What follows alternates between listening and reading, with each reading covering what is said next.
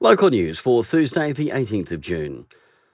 Aotearoa New Zealand, we need to talk. Featherston Booktown is proud to bring Peter Mathias to the region.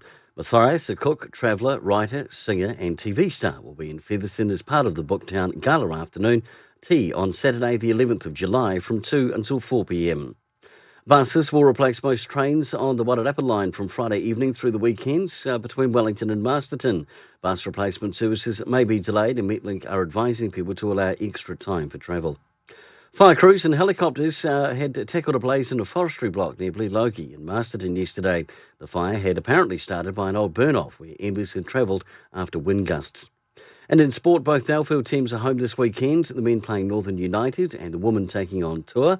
Both teams are number one, in first place in their respective grade after 2 rounds.